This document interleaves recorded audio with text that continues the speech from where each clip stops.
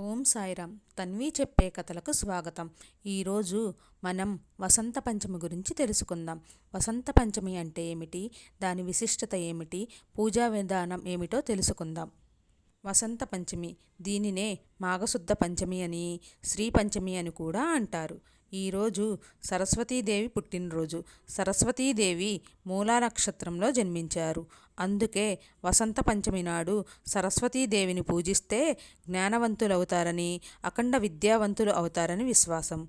వసంత పంచమి రోజు వేకువజామునే నిద్రలేచి స్నానం ఆచరించి తెల్లని వస్త్రాలను ధరించి గంధము ధరించి ముందుగా ఒక ప్రదేశం బాగా శుభ్రం చేసి అక్కడ పద్మము, శంఖము, చక్రము వేసి పీట మీద సరస్వతీదేవి ప్రతిమను కానీ ఫోటోను కానీ ఉంచి ముందుగా గణపతి పూజ చేసి తర్వాత అమ్మవారి ఫోటో ముందు మినపపిండితో చేసిన ప్రమిదలో నెయ్యి వేసి ఒత్తి పెట్టి దీపం వెలిగించి కొత్త పుస్తకాలను, పెన్నును అక్కడ ఉంచి ఆరాధించాలి.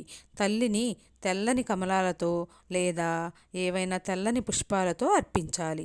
మాల వేయాలి. తర్వాత సుగంధ ద్రవ్యాలను రంగరించిన గంధమును సమర్పించాలి. అమ్మవారికి ఇష్టమైన నైవేద్యాలు ఏమిటంటే నూకలు లేకుండా అన్నంతో చేసిన క్షీరాన్నం, తెల్లని నువ్వులతో చేసిన ఉండలు, ఆవు పాలు, ఆవు పెరుగు, ఆవు నెయ్యి, ఆవు వెన్న. ఇలా ఇందులో ఏదైనా మీ శక్తి కలది అమ్మవారికి నైవేద్యం సమర్పించాలి. మీకు శక్తి ఉంటే అమ్మవారికి తెల్లని వస్త్రాలను సమర్పించి ఈ కింది మంత్రాన్ని 21 మార్లు చదువుకొని అమ్మవారికి హారతి ఇవ్వాలి. సరస్వతీ నమస్తుభ్యం వరదే కామరూపిణి విద్యారంభం కరిష్యామి సిద్ధిర్భవతు మే సదా. చాలామంది తమ పిల్లలకు అక్షరాభ్యాసం జరిపించే ఆచారం కూడా ఉంది. తద్వారా ఆ తల్లి కరుణా కటాక్షాల వల్ల అపారమైన జ్ఞానం లభించి నిరాటంకంగా విద్యాభివృద్ధి జరుగుతుందని ప్రజలందరి విశ్వాసం. బ్రహ్మదేవుడంతటి వాడే పరాశక్తిని శారదామాత రూపంలో దర్శించి ఆరాధించి ఆమె కృప వల్ల సృష్టి రచనను సృజనాత్మకంగా ఆరంభించాడు. గాయత్రీదేవికి గల 5 రూపాలలో సరస్వతీదేవి ఒకటి. యజ్ఞవల్కుడు గురుశాపం వల్ల విద్యలను కోల్పోవడంతో సూర్యుని ఆరాధించగా అతడు యజ్ఞవల్క్యునికి సరస్వతీ ఉపాసనను ఆదేశించాడు. సరస్వతీ కృప వలన స్మృతి శక్తిని తిరిగి సంపాదించుకొని మహావిద్వాంసుడయ్యాడు. వాల్మీకి సరస్వతీదేవిని ఉపాసించి శ్రీమద్ రామాయణ రచనను చేశాడు. అలాగే వ్యాసమునీంద్రుడు కూడా సరస్వతీదేవి అనుగ్రహం వల్లనే వేద విభజన గావించి పురాణాలను ఆవిష్కరించాడు. మహాభారత, భాగవత, బ్రహ్మసూత్రాది రచనలు చేసి భారతీయ సనాతన ధర్మ వ్యవస్థకు మూలపురుషుడుగా నిలిచాడు.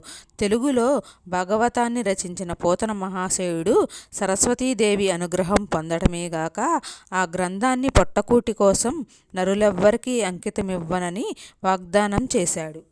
పరాశక్తి ధరించిన 5 రూపాలలో సరస్వతీదేవి ఒకటి. ఈ సరస్వతీదేవి కేవలం చదువులనే కాదు, సర్వశక్తి సామర్థ్యాలను తమ భక్తులకు ప్రసాదిస్తుందని దేవీ భాగవతం 9వ స్కందం 5వ అధ్యాయంలో తెలుపబడింది. పూర్వం శంభు నిశింభులు అనే 2 రాక్షస సోదరులు ఉండేవారు. ఈ రాక్షసులు చాలా బలమైనవారు. అంతా నాకే కావాలి అనే అత్యాశతో ఉండేవారు.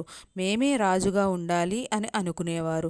వీరు ఇంద్రాది దేవతలను పదవి భ్రష్టులను చేసి ముల్లోకాలకు అధిపతులై దేవముని గణాలను బాధించసాగారు. వారు ఘోర తపస్సు చేసి వీరమరణం పొందుతారు. ఎవరి నుండి మరణం పొందకుండా కేవలం స్త్రీ ద్వారానే తమకు మరణం పొందాలని కోరుకుంటారు. ఎందుకంటే స్త్రీలు అబలలు, వారు మమ్మల్ని ఏం చేయలేరు అని అజ్ఞానంతో ఆ కోరిక కోరుకుంటారు.